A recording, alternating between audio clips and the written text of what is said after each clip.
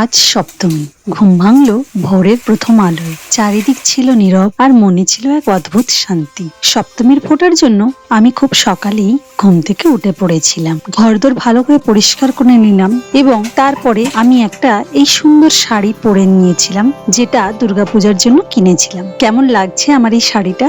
আজ মনে হলো একটু সুন্দর করে ঠাকুর ঘরটা সাজিয়ে নিই। আমি দুর্গাপূজার জন্য কিনে নিয়েছিলাম এই বেগুনি রঙের তোরণ, যেটা আমার খুব প্রিয় ছিল, আর লাগিয়েছিলাম গোলাপি কালারের দুটো সাইড তোরণ। পূজার থালা সাজিয়ে মা দুর্গার আরাধনা শুরু করলাম, আর শুরু করলাম ফোঁটা দেওয়া। ধূপের গন্ধ, প্রদীপের আলো আর উলুধ্বনি মিলিয়ে ঘরটা পুরো পবিত্রতায় ভরে উঠেছিল। ফোঁটা দেওয়ার সময় উলুধ্বনি দিচ্ছিলাম, যেটা শুনে মাঝে মাঝে হাসিও পাচ্ছিল, আবার মাদের কথাও মনে পড়ছিল। আজ মায়ের মতো করে আমিও পালন করলাম। এটা একটা সত্যি শান্ত, পবিত্র সকালের অনুভূতি হৃদয় ছুঁয়ে গেল।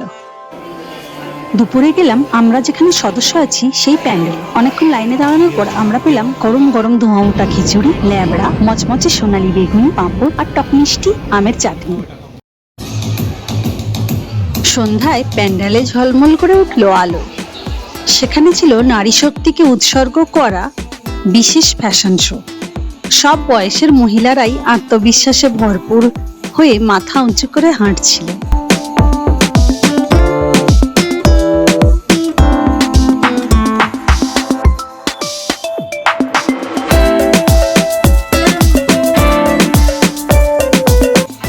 যে ধোঁয়াগুলো উঠছিল, এগুলোকে তাড়াতে আমার মেয়ে ভীষণভাবে ব্যস্ত।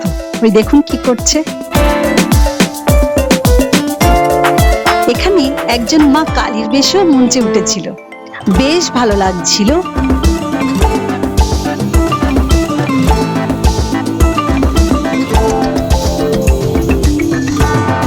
আর আমার মেয়ে কখন মেতে উঠেছিল ট্রাম্পলিনে। তার হাসি খুশি শব্দ পুরো পরিবেশকে আরো সুন্দর করে তুলেছিল।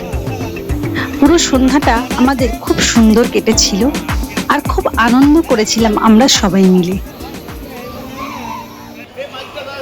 তুমি সন্ধি পূজা এলো সেই সময়, দেবীর শক্তিতে ভরা সময়। এই সময় পুরো বাতাস যেন বদলে গেল। পুরোহিতরা গভীর ভক্তিতে পূজা করছিলেন। 108টি প্রদীপ জ্বালানো হয়েছিল, 108টি পদ্ম অর্পণ করা হয়েছিল। গায়ে কাঁটা দিল জানেন, মনে হলো যেন মা সত্যি আমাদের মধ্যে উপস্থিত। অষ্টমী রাতে ছিল এক মনোমুগ্ধকর ভারতনাট্যম দৃশ্য। ওদের ভঙ্গি, অভিব্যক্তি ও তালের সাথে ভক্তি সব মিলিয়ে এক সুন্দর এবং অসাধারণ শক্তিময় পরিবেশ তৈরি করেছিল।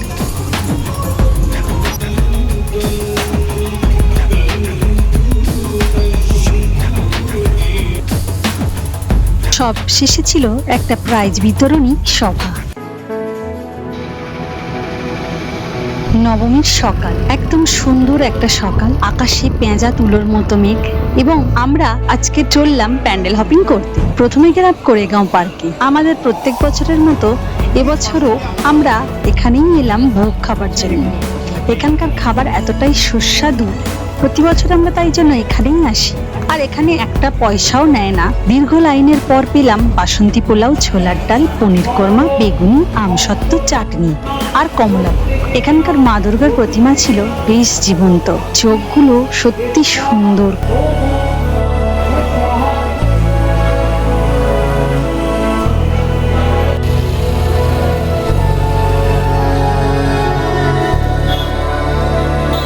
এরপর গেলাম কালীবাড়িতে, যেখানে প্যান্ডেলটি সাজানো হয়েছিল অযোধ্যার রাম মন্দিরের আদলে।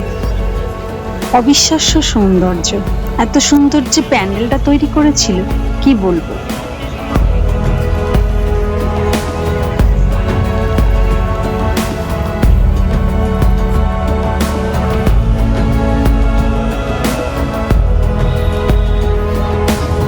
আর এই যে বড় ঝাড়বাতিটা দেখতে পাচ্ছেন, এটা মন্দিরকে একদম রাজকীয় করে তুলেছিল। প্যান্ডেলে ঢুকে মনে হচ্ছিল কোনো রাজবাড়িতে ঢুকে পড়েছি।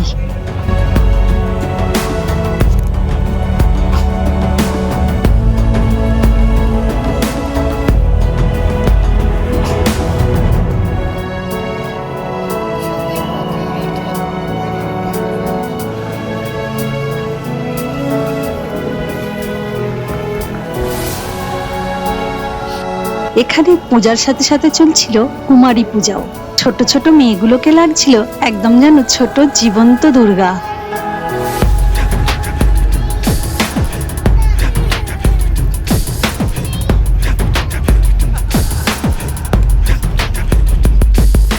ভোগ খাবার পরেও আমাদের খুব খিদে পেয়ে গিয়েছিল, তাই কিনে নিয়েছিলাম পথের ধারে বসে থাকা এই চানাচুর গরম।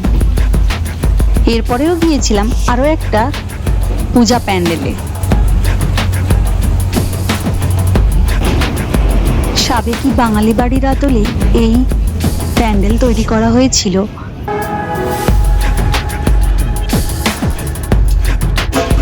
এই প্যান্ডেলে মা দুর্গা বিরাজিত গ্রাম্য কুটির ঘরে, আর এখানেই চলছিল নবমীতে ধুনুচি নাচ। ধুনোর ধোঁয়া ও ঢাকের তালে জমে উঠেছিল সন্ধ্যাটা।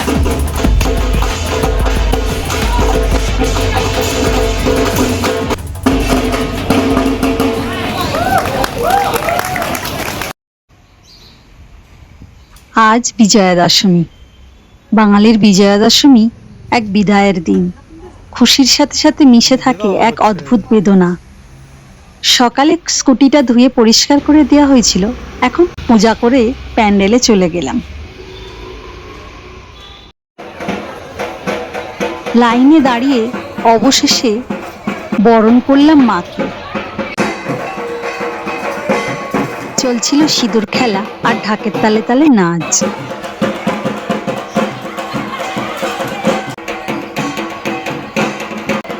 মাকে পান পাতা দিয়ে বরণ করার পর মাকে যখন সন্দেশ খাওয়াচ্ছি, যেন মনে হলো মায়ের চোখে জল। সত্যি এই দিনটা বাঙালিদের কাছে খুবই দুঃখের দিন, কিন্তু আবার একটা বছরের অপেক্ষা।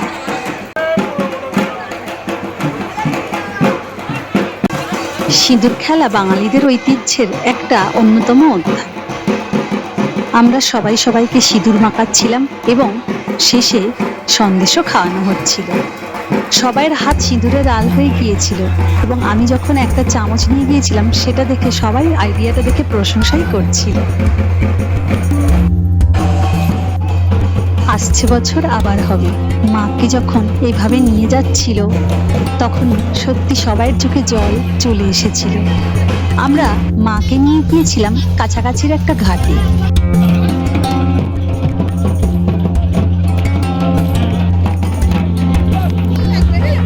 সেখানে গিয়ে মাকে প্রদক্ষিণ করে আমরা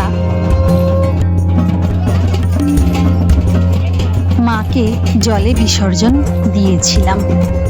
মা দুর্গা যখন ধীরে ধীরে জলে ভাসলেন, মনটা সত্যি ভারী হয়ে গেল। তবুও আশা রইল মা আবার আসবেন নতুন সুখ, নতুন শক্তি আর নতুন আশীর্বাদ নিয়ে।